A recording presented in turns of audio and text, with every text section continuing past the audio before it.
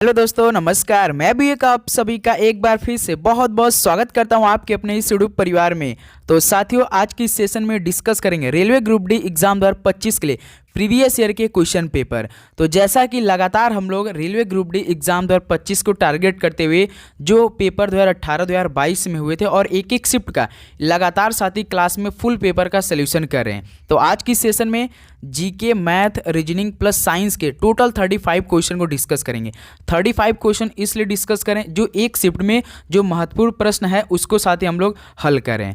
तो सही करने का टारगेट आज आपका 35 क्वेश्चन में से 25 रहने वाला है। वैसे तो साथ ही आज की सुबह 8 बजे वाली क्लास में हमने 90 महत्वपूर्ण प्रश्न आपको प्रोवाइड किया है। यदि आपने वो क्लास नहीं देखा है तो सबसे पहले उसको देखिए, क्योंकि देखिए लगातार जो हम शिफ्ट वाइज आपको क्लासेस प्रोवाइड कर रहे हैं हर एक शिफ्ट का, क्योंकि कॉम्बिनेशन के साथ सवाल आ रहे हैं। पहले शिफ्ट में जो सवाल बनते हैं तीसरे शिफ्ट में एक आध दो सवाल रिपीट हो रहे हैं। तो साथ ही आपको क्लास लगातार लेने की आवश्यकता है, लगातार लिया कीजिए, आपके लिए महत्वपूर्ण होने वाला है। ओके, तो देखिए डेली क्लास सुबह 8 बजे मिलती है 11:30 AM पे और शाम को 7 PM पे। ओके दोस्त, तो ये हमारी क्लास की टाइमिंग होगी जो कि रेलवे ग्रुप डी एग्जाम 2025 के लिए। ओके, तो भाई एक और बड़ी बात कि अभी तक आप लोगों ने ग्रुप डी का फॉर्म नहीं भरा है तो सबसे पहले जाके फॉर्म भरिए। लगातार हम आपको याद दिलाते रहते हैं कि लास्ट डेट फॉर्म भरने का 22 फरवरी है रेलवे ग्रुप डी का, याद रखना है। ओके, तो चलिए इस सेशन को स्टार्ट करते हैं। तो देखते हैं आज का पहला प्रश्न क्या दिया है और स्कोर अपना चेक करते रहिएगा। देखिए, कायाकल्प और शहरी रूपांतरण के लिए अटल मिशन किस मंत्रालय के तहत आता है? तो साथी जो कायाकल्प और शहरी रूपांतरण के लिए अटल मिशन अमरूत है, ये किस मंत्रालय के तहत आता है? तो साथी आवास और शहरी मामले के अंतर्गत आता है। ऑप्शन ए क्या बनेगा? यहाँ से बिल्कुल राइट आंसर हो जाएंगे। ओके, चलिए नेक्स्ट नंबर देखिए दोस्त, क्वेश्चन नंबर 2 क्या दिया है? दिए गए पैटर्न का ध्यानपूर्वक अध्ययन कीजिए और उस संख्या का चयन कीजिए जो प्रश्न चिन्ह को प्रतिस्थापित कर सके। पहली पंक्ति में 14, 42, 84 है, दूसरी पंक्ति में 28, 84, 168 है, तीसरी पंक्ति में 1957 और प्रश्नवाचक चिन्ह। तो इसी प्रश्नवाचक चिन्ह पे आपका आंसर क्या आएगा? ये सभी ध्यानपूर्वक पैटर्न को पढ़ेंगे, उसके बाद साथ ही वो आंसर आपका आएगा। जैसे पहले पंक्ति में कितना दिया है? 14, 42, 84। तो पहले पंक्ति को पहले आप लोग हल कीजिए, तो उसके बाद दूसरा हल कीजिएगा, तीसरे आप अपने आप निकाल लेंगे। बताइए पहले पंक्ति में कैसे साथी समीकरण को हल किया कि 14 से 42 बनाया, 42 से 84। आपको कुछ जरूर दिख रहा होगा इसमें कि कैसे बना है। राइट आंसर सभी बताइए दोस्त, कैसे बना होगा, सोचिए समझिए। तो भाई देखिए 14 में पहले 3 का मल्टीप्लाई किया तो हमारा 42 बन गया। फिर देखिए 42 से 84 बना, यानी 42 से 2 का मल्टीप्लाई कर दिया है तो 84 बन गया है। पहले 14 से साथ 3 का मल्टीप्लाई किया, फिर 42 से 2 का मल्टीप्लाई किया, तो हमारा पहला पंक्ति इस तरह कंप्लीट हुआ। अब दोस्त दूसरा समीकरण देखिए, 28 से 84, 84 से 168, तो 28 × 3 करेंगे तो आपका कितना होगा? 84, और 84 × 2 करेंगे तो कितना आ जाएगा आपका भाई? 168 आ जाएगा। यानी साथ ही पहले 3 का मल्टीप्लाई कर रहा है पहले संख्या से, दूसरी संख्या से 2 का मल्टीप्लाई, है ना। तो देखिए 1957 है, 1957 यही है। तो पहले देखिए 19 में 3 का मल्टीप्लाई किया तो 57, तो 57 में फिर 2 का मल्टीप्लाई कर देंगे हम लोग, तो प्रश्नवाचक चिन्ह की जगह पर हमारा आंसर आ जाएगा। तो 57 × 2 करेंगे तो कितना आ जाएगा? 114 हो जाएगा। 2 से 14 4 1, 2 पंजे 10, 1 कैरी की 11, 114। तो भाई इस प्रश्नवाचक चिन्ह के जगह पर क्या आएगा? 114 आ जाएगा। तो ऑप्शन दोस्त यहाँ से सी क्या बन रहे हैं आपके? बिल्कुल राइट आंसर हो जाएंगे। कोई दिक्कत बताइए? बिल्कुल नहीं। चलिए दोस्त नेक्स्ट अगला सवाल देखते हैं। क्वेश्चन नंबर 3 क्या दिया है? सत्यशोधक समाज 24 सितंबर 1873 को पुणे महाराष्ट्र में किसके द्वारा स्थापित एक सामाजिक सुधार समाज था? मोस्ट इंपॉर्टेंट सवाल भाई। देखिए सत्यशोधक जो समाज था इसकी स्थापना 24 सितंबर 1873 में पुणे महाराष्ट्र में हुई थी।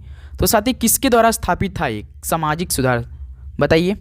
तो दोस्त ये ज्योतिबा फुले द्वारा किया गया था। ऑप्शन सी क्या बन रहे हैं? बिल्कुल राइट आंसर हो जाएंगे। ओके, चलिए नेक्स्ट नंबर देखिए दोस्त, क्वेश्चन नंबर 4 क्या दिया है? डीएनए डबल हेलिक्स संरचना की खोज किसके द्वारा की गई थी? जो भाई डीएनए डबल हेलिक्स संरचना है इसकी खोज किसके द्वारा की गई थी? तो सर जी जेम्स वाटसन और फ्रांसिस क्रिक के द्वारा किया गया था। ये ऑप्शन क्या बन रहे हैं? बिल्कुल राइट आंसर हो जाएंगे। ओके, चलिए अगला बताइए दोस्त, क्वेश्चन नंबर 5 क्या दिया है, ये मोस्ट इंपॉर्टेंट सवाल है भाई, अपने से हल करिए पहले सवाल को पढ़िए। एक निश्चित कोड भाषा में पैकेट को 62 के रूप में लिखा जाता है और पोस्ट को 74 के रूप में लिखा जाता है और फेयर को 38 के रूप में लिखा जाता है। दी गई भाषा में पीपल को किस प्रकार लिखा जाएगा। तो साथ ही इस प्रश्न को हल करने का तरीका हमने आपको कितनी बार बताया, बताइए दोस्त। तो सबसे पहले क्या लिखा है दोस्त, PACKET,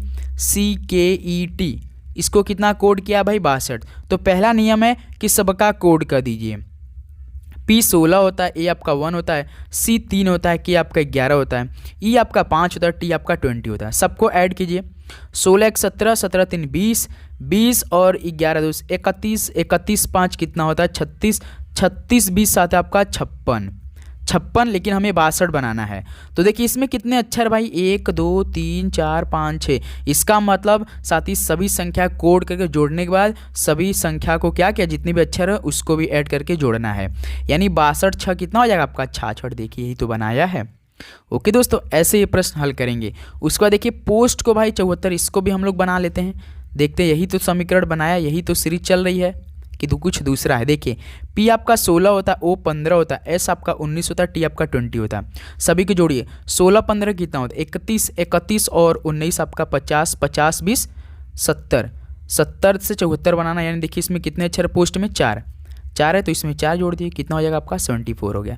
इसका मतलब सभी का कोड करके सभी को जोड़कर जितने अक्षर है उसको भी ऐड कर दे रहा है।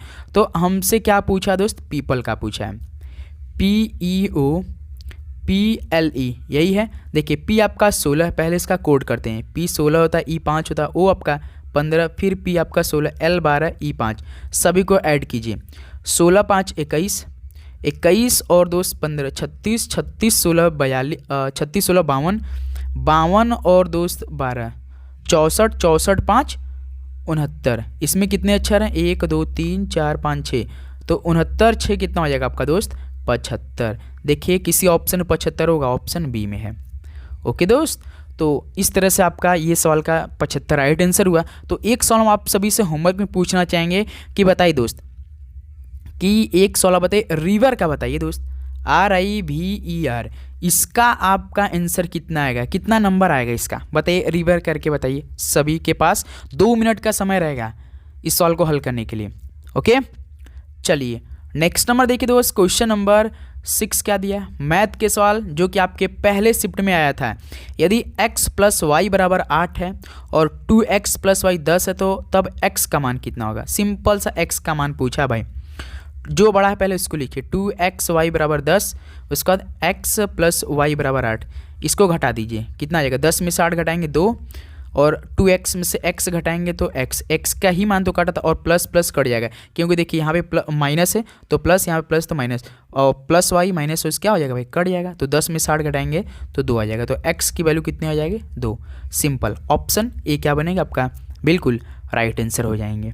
कोई दिक्कत बिल्कुल नहीं। तो साथ ही इसी बेसिस पे हम एक सवाल आप सभी से पूछना चाहेंगे। मान लीजिए x + y = 14 है, उसका 2x + y = 24 है, तो दोस्त यहाँ से y का वैल्यू कितना आएगा, बताइए y का वैल्यू आपका कितना आएगा, राइट आंसर कमेंट बॉक्स में बताइए। ओके चलिए नेक्स्ट नंबर देखिए दोस्त, क्वेश्चन नंबर 7, प्रवाही योजना ये कितने वर्ष की योजना होती है। जो प्रवाही योजना होती है ये कितने वर्ष की योजना होती है दोस्त, तो याद रखिएगा वर्ष दर वर्ष आधार की योजना होती है। तो यहाँ से डी ऑप्शन क्या बन रहे हैं आपके, बिल्कुल राइट आंसर हो जाएंगे। ओके चलिए अगला सवाल देखते हैं दोस्त, क्वेश्चन नंबर 8 क्या दिया है, सूर्य से पृथ्वी पर उष्मा का संचरण किस विधि के द्वारा होता है।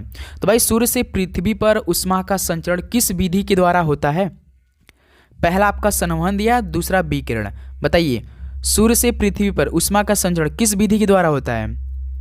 भाई याद रखिए विकिरण वह विधि है जो सूर्य से पृथ्वी पर उष्मा का संचरण करती है। यानी दोस्त केवल विकिरण यानी केवल दूसरा साथी, केवल दूसरा, देखिए 1 और 2 दोनों बिल्कुल अंक, केवल पहला नहीं, केवल दूसरा। केवल विकिरण ऐसा है जो कि साथी वह विधि है जो सूर्य से पृथ्वी पर उष्मा का क्या कर संचरण करती है। यानी ऑप्शन सी क्या बन रहा है, बिल्कुल राइट आंसर हो जाएंगे। ओके दोस्त चलिए नेक्स्ट सवाल देखिए, क्वेश्चन नंबर 9 क्या दिया आपका, निम्नलिखित अनुक्रम में अगली संख्या कौन सी होगी? देखिए 12, 33, 96, 285, 852। चलिए बताइए दोस्त, इस फिल इन द ब्लैंक्स का क्या आंसर आएगा? 12 के बाद 33 है, 33 के बाद दोस्त 96 है, 96 के बाद 285 है, 285 के बाद 852 है। बताइए इस फिल इन द ब्लैंक्स का क्या कितना आंसर आएगा? सोचिए, समझिए, हल कीजिए पहले अपने आप से। 1 मिनट आपके पास है समय, फटाफट, टाइम वेस्ट नहीं करेंगे। तो कितना आ रहा है आप सभी का? तो देखिए 12 से 33, पहले 12 से साथ ही 3 का मल्टीप्लाई किया, कितना आएगा? 36 आएगा। 36 में से 3 घटा दीजिएगा, देखिए 33 आ जाएगा। फिर देखिए 33 से 96 बनाया, यानी 33 में साथ ही फिर से 3 का मल्टीप्लाई किया है। 33 में 3 का मल्टीप्लाई करेंगे 99 आएगा, 99 आएगा। फिर 99 में से 3 को घटाएंगे तो भाई 96 आ जाएगा। फिर देखिए 96 में 3 का मल्टीप्लाई करेंगे तो कितना आएगा? इसको हम करेंगे 96 इंटू 3, 3 6 18 के 1, 3 27 1 28, 288 है, लेकिन यहाँ पे देखिए 285, इसका मतलब इसमें भी 3 को घटाए 285 आ जाएगा। यानी क्या सीरीज चले, पहले 3 का मल्टीप्लाई कर रहा है, फिर 3 को घटा दे रहा है, फिर मल्टीप्लाई 3 से कर रहा है, 3 को घटा दे रहा है। तो उसी तरह दोस्त 852 में हमें पहले 3 का मल्टीप्लाई करना पड़ेगा, फिर जितना आएगा उसमें 3 को कम कर देना है। देखिए 852 इंटू 3, 3 दूना 6, 3 पचे 15 का 5 1, 3 8 24 1 25। यहाँ पर देखिए 2556 आ रहा है ना दोस्त? ध्यान से देखेंगे, जब हम लोग 800 क्या किए, जब 800 हम लोग 52 में 3 का मल्टीप्लाई किए, 3 दूना 6, 3 पचे 15 का 5 1, 3 8 24 1 25। देखिए 2556 आ रहा है। यहाँ से 2556 आया, कब आया? जब हमने 852 में 3 का मल्टीप्लाई किया, तो भाई इसमें 3 को घटा देंगे 800 और 2556 में से 3 घटाएंगे तो कितना होगा? 2500, कितना होगा? 2553 होगा। 2553 देखिए किस ऑप्शन में है? 2553 बी ऑप्शन में है। देखिए यहाँ पे, यानी साथी आपको बस समझना है कि सीरीज कैसे चल रहा है। तो पहले 3 का मल्टीप्लाई कर रहा है, फिर उसी 3 को घटा दे रहा है। ओके दोस्त, तो लास्ट में हमने क्या किया? 852 में 3 का मल्टीप्लाई किया, फिर 3 को घटा दिया जितना आंसर है। तो हमारा 2553 आंसर बी बिल्कुल राइट आंसर आ गया। ओके, चलिए नेक्स्ट नंबर देखिए दोस्त, क्वेश्चन नंबर 10 क्या दिया है? तीस्ता नदी के पश्चिम भाग को क्या कहा जाता है? बताइए, तीस्ता नदी के पश्चिम भाग को क्या बोला जाता है? तो सर जी तराई बोला जाता है। ए ऑप्शन क्या हो जाएगा आपका? बिल्कुल राइट आंसर हो जाएंगे। ओके, चलिए अगला सवाल देखते हैं दोस्त, क्वेश्चन नंबर 11 क्या दिया है? नीचे दिए गए समीकरण को गणितीय रूप से सही बनाने के लिए किन 2 चिन्हों को परस्पर बदला जाना चाहिए? भाई कम से कम 2 प्रश्न आपके पेपर में आएगा 30 क्वेश्चन में से। याद रखिए सिलेबस में रीजनिंग के सबसे अधिक 30 क्वेश्चन आएंगे। लगातार शाम को 7 PM पे रीजनिंग के प्रीवियस ईयर के क्वेश्चन पेपर हम साथी को प्रोवाइड करें। तो उम्मीद करूँगा आज का सेशन आप बहुत अच्छी तरीके से समझ में रहे होंगे और साथ ही हर एक क्वेश्चन याद भी कर रहे होंगे। ओके, और आप लोग चैनल पर नए हैं तो भाई सब्सक्राइब करके नोटिफिकेशन जरूर ऑन करेंगे, क्योंकि देखिए 22 फरवरी तक हमारा टारगेट है कि 2018 प्लस 2022 का हर एक शिफ्ट का क्वेश्चन पेपर हल कर लेना है। उसके बाद दोस्त टॉपिक वाइज बिल्कुल बेसिक वाइज एक एक सब्जेक्ट के एक एक क्वेश्चन को देखना है। तो दोस्तों में अपने शेयर जरूर कीजिएगा। तो चलिए इस प्रश्न को हल कीजिए। नीचे दिए गए समीकरण को गणितीय रूप से सही बनाने के लिए किन 2 चिन्हों को आपस में आप बदलेंगे कि आपका 23 आंसर आ जाएगा? बताइए, जैसे समीकरण दिया है तो आपको इस समीकरण में 2 साइन को बदलना है और 23 आंसर लाना है। कैसे? तो भाई ऑप्शन के हिसाब से आप जाएंगे। ऑप्शन के हिसाब से कैसे जाएंगे? जैसे पहला ऑप्शन क्या दिया आपका? डिवाइड और मल्टीप्लाई। यानी दोस्त इस समीकरण में आपको डिवाइड की जगह मल्टीप्लाई रखना पड़ेगा, मल्टीप्लाई की जगह डिवाइड रखना पड़ेगा। कैसे? देखिए 63, उसके बाद 63 प्लस है, उसके बाद 5 है। 5 के बाद देखिए दोस्त डिवाइड है, तो डिवाइड जगह आप क्या करेंगे? भाई गुणा का निशान लगाएंगे, मल्टीप्लाई के, क्योंकि देखिए पहला ऑप्शन हमने उठाया है डिवाइड और मल्टीप्लाई, यानी मल्टीप्लाई की जगह डिवाइड, डिवाइड की जगह मल्टीप्लाई रखना पड़ेगा। उसके बाद देखिए दोस्त 35 है, 35 बाद माइनस है। जो साथी साइन बदलेंगे केवल उसी को, ऐसा नहीं कि सभी को आप बदल देंगे, नहीं, केवल जो ऑप्शन है जैसे डिवाइड और मल्टीप्लाई है तो केवल इन्हीं दोनों को आपस में बदल लेना है। उसके बाद देखिए 7 के बाद देखिए यहाँ पे मल्टीप्लाई है, तो मल्टीप्लाई की जगह भाई डिवाइड हम लोग रखेंगे, डिवाइड 21। तो ये आपका 23 आंसर यही आना चाहिए, यानी RHS बराबर LHS होना चाहिए। देखिए 63 प्लस 5 इंटू 35 माइनस 7 डिवाइडेड 21 है, तो भाई इसको हम लोग बटे में कर सकते हैं। हमें केवल सिंपल 23 आंसर लाना है। तो भाई ये आंसर नहीं आएगा, क्योंकि देखिए 35 माइनस 7/21 है। जब इसको आप हल करेंगे तो बहुत साथी क्या हो जाएगा, बहुत बड़ा आंसर आ जाएगा। तो हमारा पहला ऑप्शन तो मैच नहीं करेगा, पहला ऑप्शन मैच नहीं कर रहा है, इसी से पता लग जा रहा है।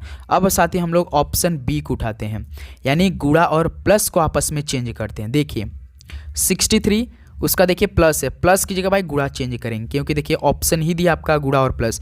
उसके बाद 63 इंटू 5 हो गया, डिवाइड है, डिवाइड को एज इट इज इस बार रहने देते हैं क्योंकि इसको नहीं छेड़छाड़ करना है।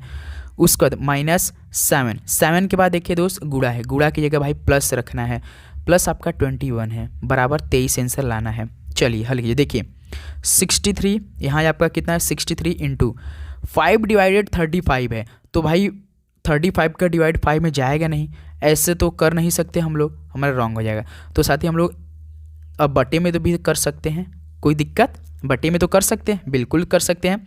उसके बाद -7 + 21 डिवाइड को भाई बटे में कर सकते हैं। आप सोचना मत कि सर ये गलत हो रहा है, भाई ऐसे भी आप लोग कर सकते हैं, ये मैथ है भाई। बराबर 23 हमें आंसर लाना है। देखिए 5 × 5 5 × 7 35, 7 × 9 63, यहाँ से 9, देखिए यहाँ पे 9 बचा, यहाँ से 9 - 7, 9 यहाँ पे -7 है, प्लस 21 है। देखिए उसका +9 इधर है, +21 इधर है, तो इस बार एडिशन होगा। पहले देखिए हम लोग डिवाइड कंप्लीट किया, मल्टीप्लाई किया, उसके बाद अब एडिशन, लास्ट में मल्टीप्लाई, बॉडमस का नियम। 21 9 कितना होगा आपका दोस्त, 30 होगा। 30 में से 7 को घटा दिए, कितना हो जाएगा आपका, 23 हो जाएगा। देखिए यही तो हमें आंसर लाना था। तो भाई ऑप्शन बी, जब हमने गुणा और प्लस को आपस में चेंज किया समीकरण में, तो हमें साथ ही 23 आंसर प्राप्त हुआ। ओके दोस्त, तो आप समझे। तो ऐसे आप लोग इस प्रश्न को हल करेंगे, 2 प्रश्न आपके पेपर में आने वाले हैं। ओके चलिए अगला सवाल देखिए दोस्त, क्वेश्चन नंबर 12 क्या दिया है। भारतीय संविधान के किस अनुच्छेद का संबंध राज्यपाल के कार्यकाल से है। तो भारतीय संविधान के किस अनुच्छेद का संबंध राज्यपाल के कार्यकाल से है। तो सर जी अनुच्छेद 156 है। ये ऑप्शन क्या बनेंगे आपके, बिल्कुल राइट आंसर हो जाएंगे। ओके चलिए नेक्स्ट नंबर देखिए, question number 13, blue baby syndrome जल में किस लवण की उपस्थिति कारण होता है। ब्लू बेबी सिंड्रोम जल में किस लवण की उपस्थिति कारण होता है। तो सर जी नाइट्रेट की। ऑप्शन भी क्या बन रहे हैं आपके, बिल्कुल राइट आंसर हो जाएंगे। ओके चलिए अगला बताइए दोस्त, क्वेश्चन नंबर आपका 14 देखिए क्या दिया है। निम्नलिखित में से कौन सा दर्रा लेह लद्दाख में नहीं पड़ता है। बताइए दोस्त, एक प्रश्न हो सकता है कि पूछ सकता है कि आपसे लेह लद्दाख जो साथी आपका है कि कौन सा दर्रा लेह लद्दाख में नहीं पड़ता, ये सवाल आपसे पूछ रहा है। देखिए जो लेह लद्दाख में दर्रा पड़ता है वो कौन कौन से, देखिए इमीसला दर्रा है, उमलिंगला दर्रा पड़ता है, अगिल दर्रा। लेकिन दोस्त जो आपका जिलेपला दर्रा है ना, ये आपका दोस्त सिक्किम स्थित है। कहाँ पे, सिक्किम में पड़ता है, याद रखिएगा। तो यही आपका सी ऑप्शन क्या हो जाएगा, बिल्कुल राइट आंसर हो जाएंगे। ओके चलिए नेक्स्ट अगला सवाल देखते हैं दोस्त, क्वेश्चन नंबर 15। इस प्रश्न को हल कीजिए आप लोग, बिल्कुल रीजनिंग का सेम सवाल है, बस आपको पढ़ना है, उसको सवाल को समझना है, उसका साइन की जगह रखना है, कुछ नहीं करना है। जैसे देखिए यदि गुणा का अर्थ योग है, योग का मतलब जोड़ है, और भाग का अर्थ घटाव है, प्लस का अर्थ गुणा है और माइनस का अर्थ भाग है, तब इस समीकरण का मान क्या होगा। चलिए तो आपको क्या करना है, प्रश्न क्या बोला है, जो भाई साइन दिया है उसकी जगह आपको हम जो बोल रहे हैं वो रखना है, अपने मन से कुछ नहीं रखना है। जिस साइन का जो अर्थ दिया है प्रश्न में उसकी साथ ही मान आपको इस समीकरण में रखना है। ये जो दिया है वही आपको बॉडमस के नियम लगा के हल कर देना है। चलिए 1 मिनट समय लीजिए, हल कीजिए आप लोग। 1 मिनट समय आपके पास इस प्रश्न को हल करने के लिए। बताइए दोस्त फटाफट, जैसा पेपर बिल्कुल सेम साथी वैसा प्रश्न हो रहा है और पूरा एग्जाम पैटर्न पर है, एग्जाम ओरिएंटेशन हो रहा है भाई। क्योंकि देखिए आपको कभी जीके मिल जा रहा है, कभी साइंस मिल जा रहा है, कभी मैथ मिल जा रहा है, कभी करेंट अफेयर, ऐसे ही प्रश्न आता है भाई रेलवे ग्रुप डी में, याद रखिए ना। तो देखिए दोस्त अब हम लोग हल करते हैं। 120 है, 120 के बाद प्लस है, यानी प्लस देखिए क्या बोल रहा है प्रश्न में, प्लस का अर्थ क्या हमें लिखना है। तो देखिए यहाँ पे प्लस का अर्थ गुणा है, तो भाई प्लस की जगह हम लोग गुणा रखेंगे, 12 हो जाएगा। उसके बाद देखिए 12 के बाद माइनस है, माइनस का अर्थ देखिए प्रश्न क्या बोला है भाई, माइनस का अर्थ यहाँ पे देखिए भाग बोल रहा है, तो माइनस की जगह आप दोस्त क्या रखेंगे, भाग रखेंगे, भाग आपका 3 हो जाएगा। फिर उसके बाद देखिए भाग है, भाग का अर्थ देखिए प्रश्न क्या बोला है, भाग का अर्थ घटाव है, भाग का अर्थ घटाव, तो भाग की जगह घटाव रखेंगे 4। 4 के बाद देखिए फिर एक बार मल्टीप्लाई है, मल्टीप्लाई का अर्थ, मल्टीप्लाई का अर्थ योग है, योग का मतलब जोड़ होता है। 4 + 2 है, 2 के बाद देखिए यहाँ पे माइनस है, माइनस का अर्थ देखिए फिर भाई फिर देखिए आपका डिवाइड है, डिवाइड के बाद देखिए 2 है, 2 के बाद प्लस है, प्लस का अर्थ है, प्लस का अर्थ क्या बोला था प्रश्न में, प्लस का अर्थ गुणा है, तो भाई प्लस की जगह गुणा रखेंगे। अब दोस्त अब इस बॉडमस नियम लगाइए आप। अब इतना हमने प्रश्न को हल कर लिया, देखिए 50% कंप्लीट कर लिया हमने, 50% कंप्लीट कर लिया, 50% आपको हल करना है। कैसे, बॉडमस नियम लगाइए।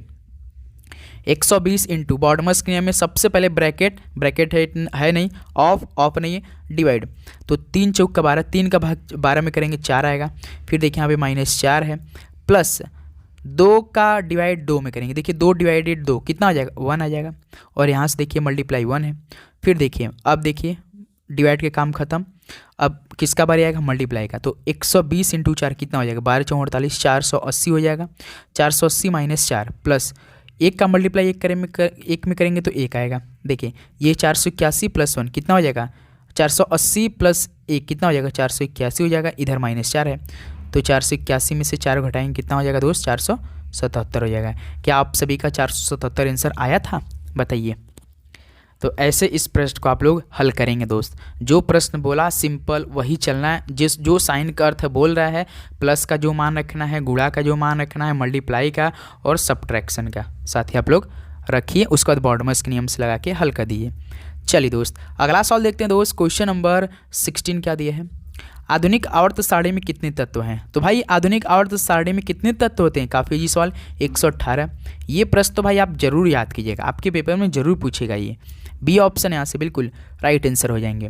चलिए अगला सवाल देखते हैं दोस्त। क्वेश्चन नंबर 17, असम में किसानों, मछुआरों और नाविक द्वारा नदी देवी की पूजा करने के लिए मई के महीने में कौन सा त्यौहार मनाया जाता है। बताइए दोस्त, असम में किसानों, मछुआरों और नाविक द्वारा नदी देवी की पूजा करने के लिए मई के महीने में कौन सा त्यौहार मनाया जाता है। भाई याद रखिए भेल्डिया त्यौहार मनाया जाता है। पहली बार रेलवे ग्रुप डी में सॉल्व पूछा था दोस्ती, सी ऑप्शन क्या बनेंगे, बिल्कुल राइट आंसर हो जाएंगे। ओके चलिए नेक्स्ट नंबर देखिए दोस्त। क्वेश्चन नंबर 18 क्या दिया है, राज्य वित्त आयोग का गठन किसके द्वारा किया जाता है। बताइए राज्य वित्त आयोग का गठन किसके द्वारा किया जाता है। तो सर जी राज्य के राज्यपाल द्वारा किया जाता है। डी ऑप्शन क्या बन रहे हैं आपके, बिल्कुल राइट आंसर हो जाएंगे। ओके चलिए नेक्स्ट नंबर देखिए दोस्त। क्वेश्चन नंबर 19 बताइए, कौन सा विटामिन एक एंटीऑक्सीडेंट यानी प्रति उपचायक के रूप में कार्य करता है। कौन सा विटामिन, एक से तो एंटीऑक्सीडेंट यानी दोस्त आपको बीमारी होने से बचाता है, एंटीऑक्सीडेंट है ना। तो बताइए कौन सा विटामिन ऐसा कार्य करता है। तो भाई विटामिन सी करता है, यानी बी ऑप्शन क्या बनेंगे आपके, बिल्कुल राइट आंसर हो जाएंगे। चलिए नेक्स्ट नंबर देखिए दोस्त। क्वेश्चन नंबर 20, भारत के किसी भी राज्य का राज्यपाल बनने के लिए न्यूनतम आयु कितनी होनी चाहिए। भारत के किसी भी राज्य का राज्यपाल बनना है तो न्यूनतम यानी मिनिमम आयु साथी कितनी होनी चाहिए, मिनिमम एज कितनी होनी चाहिए। यदि आपको भारत का किसी भी स्टेट का राज्यपाल बनना है तो आपका मिनिमम एज कितनी होनी चाहिए, बताइए। तो भाई 35 वर्ष होना चाहिए आपकी आयु। ऑप्शन सी क्या हो जाएगा, बिल्कुल राइट आंसर हो जाएंगे। ओके चलिए नेक्स्ट अगला सवाल देखते हैं दोस्त। क्वेश्चन नंबर 21, मीन माता रोग मछली खाने से होता है जिसमें किसका उच्च स्तर होता है। भाई देखिए जो मीन माता रोग होता है वो मछली खाने से होता है, जिसमें उसमें क्या प्रेजेंट रहता है कि साथी हो जाता है, उच्च स्तर होता है, उसमें क्या होता है। तो भाई पारा के, याद रखिए पारा का उच्च जो स्तर होता है ना वही साथी उसमें रहता है, तभी साथी मछली खाने से मीन माता रोग होता है। ऑप्शन सी बिल्कुल राइट आंसर हो जाएंगे। चलिए दोस्त अगला सवाल देखिए। क्वेश्चन नंबर 22, निम्नलिखित में से अनपचाई शर्करा कौन है। इनमें से अनपचाई शर्करा कौन है। तो सर जी सुक्रोज है, याद रखिएगा बी ऑप्शन क्या बन रहे हैं, बिल्कुल राइट आंसर हो जाएंगे। ओके चलिए नेक्स्ट नंबर देखिए दोस्त। क्वेश्चन नंबर 23, किस ब्रिटिश वैज्ञानिक को 1947 में इलेक्ट्रॉन सूक्ष्मदर्शी के रिजोल्यूशन में सुधार हेतु होलोग्राफी के सिद्धांत को विकसित करने के लिए जाना जाता है। बताइए दोस्त, बहुत बड़ा सवाल है भाई। किस ब्रिटिश वैज्ञानिक को 1947 में इलेक्ट्रॉन सूक्ष्मदर्शी के रिजोल्यूशन में सुधार हेतु होलोग्राफी के सिद्धांत को विकसित करने के लिए जाना जाता है। तो भाई याद रखिए डेनिस गैबोर को ऑप्शन सी क्या बनना है, बिल्कुल राइट आंसर हो जाएंगे। तो साथ ही आपको क्या करना है, नोटिफिकेशन जरूर ऑन करना है भाई, क्योंकि हम देखिए 3 क्लास प्रोवाइड करें। आज से भाई शाम को 4 बजे आरपीएफ की भी क्लास देंगे, एक 8 बजे रहेगी 11:30 AM पे, शाम को 4 बजे, क्योंकि देखिए आरपीएफ एग्ज़ाम 2 मार्च से स्टार्ट हो रही है और 20 मार्च को एंड होगा। तो आज भाई आपका 7 फरवरी हो चुका है। ये महीना 28 दिन का है, ऐसा मत सोचिएगा 31 दिन का, नहीं भाई, ये 28 दिन का है। तो समझिए यहाँ से 21 दिन इस महीने में केवल बाकी है। ओके दोस्त, तो नोटिफिकेशन जरूर ऑन करेंगे आप लोग। क्वेश्चन नंबर 24 देखिए, विद्युत ऊर्जा का व्यावसायिक मात्रा क्या है? विद्युत ऊर्जा का व्यावसायिक मात्रा क्या होता है? तो भाई याद रखिए किलोवाट घंटा होता है। ऑप्शन सी बिल्कुल राइट आंसर हो जाएंगे। चलिए दोस्त अगला सवाल देखते हैं। क्वेश्चन नंबर 25 क्या दिया है, दिए गए विकल्पों में से उस विकल्प का चयन करें जिसमें संख्याओं का समूह नीचे दी गई संख्याओं के समान तर्क नियम संबंध का अनुसरण करता है। भाई देखिए 8, 33, 49, तो आपको बिल्कुल जैसे 8, 33, 49 बनाया ना, तो आपको ऑप्शन भी उसी तरह देखना है कि 8, 33, 49 कैसे बना, फिर ऑप्शन भी सेम टू सेम उसी प्रोसेस पे आपको हल करना है। बताइए, प्रश्न ही बोला है दिए गए विकल्पों में से उस विकल्प का चयन करें जिसमें संख्याओं का समूह नीचे दी गई संख्याओं के समान, यानी बिल्कुल समान तर्क नियम बिल्कुल सेम संबंध का अनुसरण करता हो। बताइए 8, 33, 49 कैसे बना होगा, ये सोचिए। 8 से 33, 33 से 49, बताइए। देखते हैं आपके पास कितना साथी पावर है इस सवाल को सही करने के लिए। बताइए 25 नंबर का राइट आंसर क्या हो जाएगा। जैसे ये बना फिर उसी तरह आपको ऑप्शन भी चेक करना है दोस्त, याद रखिएगा। ओके, तो देखिए दोस्त पहले हम चेक करेंगे भाई 8 से 33 कैसे बनाया। देखिए पहले क्या किया दोस्त, 8 में 4 का मल्टीप्लाई किया, फिर +1 कर दिया, 8 चौका 32, 1 33 बन गया। फिर दोस्त आपका यहीं पर देखिए 8 से 49 बनाया है। 8 से पहले 6 का मल्टीप्लाई किया, फिर 1 ऐड जोड़ दिया, 8 छंग 48 और 1 49 हो गया। ऐसे भाई, यानी पहले 8 का 4 मल्टीप्लाई किया, फिर +1 किया, फिर 8 से फिर देखिए 6 का मल्टीप्लाई किया, फिर +1 जोड़ा है। तो अब साथ ही इसी तरह हमें ऑप्शन में भी जाना है। पहले देखिए 4 का मल्टीप्लाई, फिर 6 का मल्टीप्लाई, फिर +1 भी करना है, याद रखना है। ओके दोस्त, तो देखिए पहला ऑप्शन हम चेक करते हैं कितना है, 17, 69 और 103 है, यही है। तो देखिए दोस्त पहले कितना हो जाएगा, 17 से कितना भाई 69 है ना, 17 में पहले 4 का मल्टीप्लाई कीजिए, +1 कीजिए, कितना हो जाएगा 17 चौका 68, 1 69, बिल्कुल ये तो ठीक लग रहा है भाई। फिर देखिए 17 में 6 का मल्टीप्लाई करेंगे, +1 करेंगे, 17 छक्का 102 होता है, +1 103। भाई यही पहला ही ऑप्शन भाई मैच कर गया यार, पहला ही ऑप्शन मैच कर गया। ऑप्शन बी को चेक कर लेते हैं एक बार। देखिए 13 में पहले 4 का मल्टीप्लाई करेंगे, कितना आ जाएगा आपका 52, 52 में 1 जोड़ेंगे भाई, कितना हो जाएगा 53। यहाँ पर देखिए दोस्त 52 ही दिया है, तो ये हमारा रॉन्ग हो जाएगा। फिर ऑप्शन सी को भी चेक कर लेते हैं। देखिए 7 में पहले 4 का मल्टीप्लाई, +1, 7 चौको 28, 29, ये तो ठीक लग रहा है भाई। देखिए ठीक लग रहा है ना, 29, 7 से देखिए 29, फिर देखिए 7 में 6 का मल्टीप्लाई, फिर +1, 7 छंग 42, 1 43, 7 29 43 होना चाहिए। देखिए 7 29 42, तो ये भी ऑप्शन ही होगा, यानी ऑप्शन ए ही आपका बिल्कुल राइट आंसर होगा। यहाँ पे देखिए 9 चौका 36, 38 है भाई, 37 होना चाहिए, ये तो ए भी ऑप्शन, यानी 25 का ए ऑप्शन दोस्त बिल्कुल राइट आंसर हो जाएंगे। चलिए नेक्स्ट नंबर देखते हैं, क्वेश्चन नंबर 26। इलक्का राड्डी नृत्य मुख्य रूप से निम्नलिखित में से किस राज्य में किया जाता है? दोस्त इलक्का राड्डी नृत्य मुख्य रूप से किस राज्य में किया जाता है? तो सर जी केरल राज्य में किया जाता है। बी ऑप्शन क्या बन रहे हैं आपके, बिल्कुल राइट आंसर हो जाएंगे। ओके दोस्त, चलिए नेक्स्ट नंबर देखते हैं, क्वेश्चन नंबर 27। भाई साहब ये सवाल देखिए, इस सवाल को हल करने में काफ़ी आनंद आएगा। चलिए पहले आप लोग पेन पेपर उठाइए, ये मत सोचिएगा आपको अभी पेन पेपर मिल जा रहा है। जब आप कंप्यूटर के सामने बैठेंगे रेलवे ग्रुप डी में तो पेन पेपर नहीं मिलेगा, याद रखिएगा दोस्त। तो तैयारी आपको उस तरह चाहिए, ज़बरदस्त तैयारी चाहिए कि हर एक सवाल को देखते ही साथ ही आपको अपने दिमाग में ही सॉल्व होना चाहिए, ऐसे प्रश्न हल करना है। देखिए एक निश्चित कोड भाषा में डिमांड को DFNBOD लिख के रूप में कोडबद्ध किया गया है, कॉटन को CPUUPN के रूप में किया गया है। तो उस भाषा में डीलर को आप किस प्रकार कोडबद्ध करेंगे? चलिए हल कीजिए। डिमांड DEMAND, डिमांड को क्या लिखा दोस्त, DF, ठीक, DFNBOD, यही कोड किया है। बताइए, देखिए दोस्त आप ध्यान से देखेंगे तो पहला जो डी का पोजीशन डी दिया है और लास्ट डिमांड का डी में साथ ही डी का पोजीशन दिया है मेरे भाई। देखिए स्टार्टिंग का डी और लास्ट का डी, ये दोनों क्या किया है भाई, बिल्कुल सेम पोजीशन दिया है भाई, सेम सेम पोजीशन दिया है, केवल इन चारों को आपको चेक करना है मेरे भाई।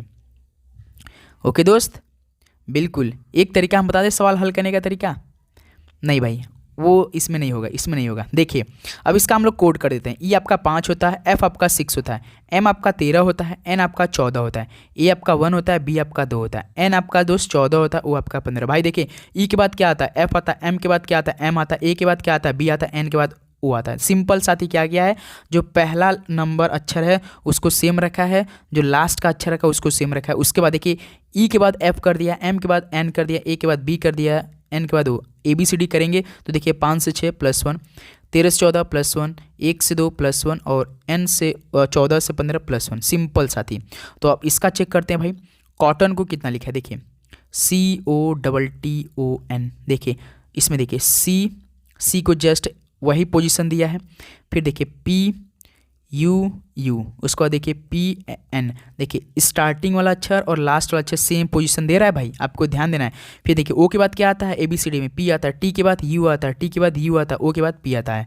तो भाई सिंपल सा। तो अब हमसे पूछा डीलर का, एक सवाल इसी पर आपको मिलेगा, चेक करना है आपको, DEALER। तो सबसे पहले स्टार्टिंग वाला अक्षर डी को एज इट इज लिख देते हैं, आर को भी एज इट इज लिख देते हैं। उसके बाद ई के बाद क्या आता है, एफ आता है कि नहीं। उसके बाद ए के बाद बी आता है, एल के बाद एम आता है, ई के बाद एफ आता है, यही आता है। देखिए DFBMFR किस ऑप्शन में, DFBMFR ऑप्शन बी। देखिए DFBMFR। भाई बताइए समझे कि नहीं आप लोग, बताइए। तो दोस्त एक सवाल हम आप सभी को इसी पे पूछ रहे हैं कि बताइए आप लोग, एक सेकंड, कौन सा सवाल आपसे पूछेगा, आप लोग थोड़ा सा आपका इसमें दिमाग लगे। बताइए दोस्त, कैन नॉट का बताइए दोस्त, CANNOT इसका बताइए। इसका होमवर्क में आप सभी का क्या आंसर आएगा, इस सवाल को फटाफट बताएंगे दोस्त। ओके चलिए नेक्स्ट अगला सवाल बढ़ते हैं। क्वेश्चन नंबर दोस्त 28 क्या दिया है, सोनपुर पशु मेला प्रत्येक वर्ष भारत के निम्नलिखित में से किस राज्य में आयोजित होने वाला एक सांस्कृतिक कार्यक्रम है। भाई सोनपुर पशु का मेला है ना, ये बिहार में सबसे बड़ा मेला लगता है भाई, ये पशुओं का लगता है। हर एक प्रकार के यहाँ आपको पशुआ देखने को मिलेगी भाई, पशु जानवर एक एक प्रकार देखने को मिलेगा। बी ऑप्शन क्या हो जाएंगे, बिल्कुल राइट आंसर हो जाएंगे। चलिए दोस्त अगला सवाल देखते हैं। क्वेश्चन नंबर 29, 2011 की जनगणना के अनुसार भारत का सबसे साक्षर केंद्र शासित प्रदेश कौन सा है। तो दोस्त 2011 की जनगणना के अनुसार भारत का सबसे साक्षर केंद्र शासित प्रदेश कौन सा है। तो सर जी लक्षद्वीप है, ऑप्शन ए बिल्कुल राइट आंसर हो जाएंगे। ओके दोस्त चलिए अगला सवाल बताइए। क्वेश्चन नंबर 30 देखिए क्या दिया है, निम्नलिखित में से कौन सा विटामिन सूर्य के प्रकाश को मानव त्वचा पर पराबैंगनी यानी यूवी किरणों के प्रभाव के कारण संश्लेषित होता है। सूर्य के प्रकाश से मानव में कौन सा भाई विटामिन मिलता है। तो सर जी विटामिन डी मिलता है, ऑप्शन सी यहाँ से क्या हो जाएंगे आपके, बिल्कुल राइट आंसर हो जाएंगे। ओके दोस्त चलिए अगला सवाल चेक करते हैं दोस्त। क्वेश्चन नंबर 31 क्या दिया है, प्रसिद्ध भारतीय अभिनेत्री वैजयंती माला निम्नलिखित में से किस नृत्य शैली की प्रतिपादक थी। प्रसिद्ध भारतीय अभिनेत्री वैजयंती माला किस नृत्य शैली की प्रतिपादक थी दोस्त। तो ये भरतनाट्यम की थी। बी ऑप्शन क्या हो जाएंगे, बिल्कुल राइट आंसर हो जाएंगे। ओके चलिए अगला सवाल देखते हैं दोस्त। क्वेश्चन नंबर 32 भाई मैथ के सवाल हल कीजिए। 121 divided 5 plus 8740 divided 5 minus 4 bracket close divided 5 का मान ज्ञात कीजिए। चलिए मान ज्ञात कीजिए, फटाफट मान ज्ञात कीजिए। पहले क्या करेंगे आप लोग, इसमें बॉडमस के नियम लगाना है। तो सबसे पहले ब्रैकेट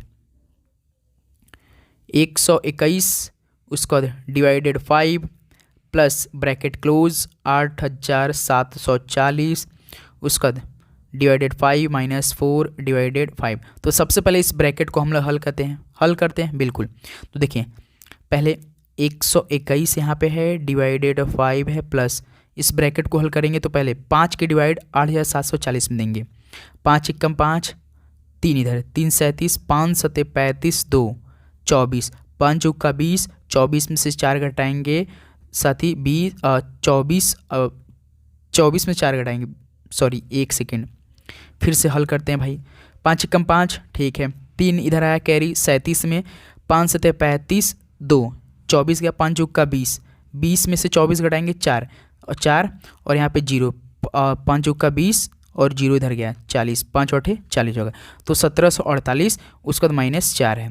उसका डिवाइडेड 5 है। तो फिर साथ ही इस ब्रैकेट को हल करेंगे 121 डिवाइडेड 5 प्लस फिर इसका ब्रैकेट देखिए 1748 में से 4 घटाएंगे तो 1744 आ जाएगा। 1744 ब्रैकेट क्लोज डिवाइडेड 5।